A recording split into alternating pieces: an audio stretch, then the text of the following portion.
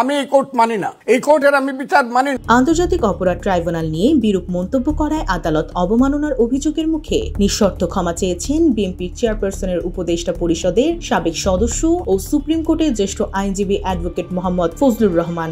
বুধবার দুপুরে ট্রাইব্যুনাল প্রাঙ্গণে আয়োজিত প্রেস ব্রিফিংয়ে এই তথ্য নিশ্চিত করেন chief prosecutor Mohammad Tajul Islam. Chief prosecutor জানান, ট্রাইব্যুনাল সম্পর্কে বিদ্রূপ মন্তব্যের জেরে ফজলুর রহমান লিখিতভাবে ক্ষমা প্রার্থনা করেছেন। এই বিষয়ে ৮ ডিসেম্বর শুনানি অনুষ্ঠিত হবে। এর আগে আদালত অবমাননার অভিযোগে গত রোববার ফজলুর রহমানকে ট্রাইব্যুনালে হাজির হওয়ার নির্দেশ দিয়েছিল আদালত। জুলাই-আগস্টে সংঘটিত মানবতা বিরোধী অপরাধের বিচার প্রক্রিয়া ও ট্রাইব্যুনালের কার্যক্রম নিয়ে বিরূপ মন্তব্যের ব্যাখ্যা দিতেই তাকে তলব করা হয়। দৃঢ় বন্ধনের আস্থায় শক্তিশালী স্টিলের আরেকটি নাম জেডএসআরএম।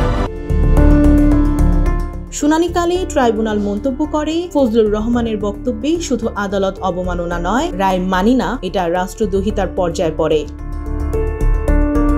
শুনানির এক পর্যায়ে ট্রাইব্যুনালের বিচারকরা প্রশ্ন তোলেন তার দীর্ঘদিনের আইনজীবী হওয়ার দাবির বিষয়ে। প্রসিকিউশন জানায়, তিনি দাবি করেছেন ৪৪ বছর ধরে আইন পেশায় রয়েছেন, কিন্তু নথিপত্র ঘেঁটে দেখা গেছে তিনি কার্যত ১৯৯২ সাল থেকে পেশায় আছেন।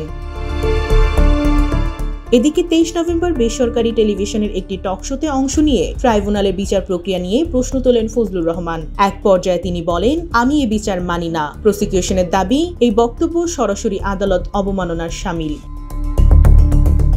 চিফ প্রসিকিউটরের পক্ষে প্রসিকিউটর গাজী এম.এইচ. তামিম ১৬ নভেম্বর আন্তর্জাতিক অপরাধ ট্রাইব্যুনাল ১-এ অভিযোগ দাখিল করেন। অভিযোগটি গুরুতর বিবেচনায় নিয়ে ট্রাইব্যুনালের চেয়ারম্যানের উপস্থিতিতে রোববার এর আংশিক শুনানি হয়। উল্লেখ্য, অ্যাডভোকেট ফজলুর রহমান আগামী জাতীয় সংসদ নির্বাচনে কিশোরগঞ্জ ৪ আসনে বিএনপির মনোনয়নপ্রাপ্ত প্রার্থী। তবে দলীয় শৃঙ্খলা ভঙ্গের অভিযোগে গত ২৬ অগস্ট তার প্রাথমিক সদস্য পদসহ সব পদ ৩ মাসের জন্য স্থগিত করা হয়।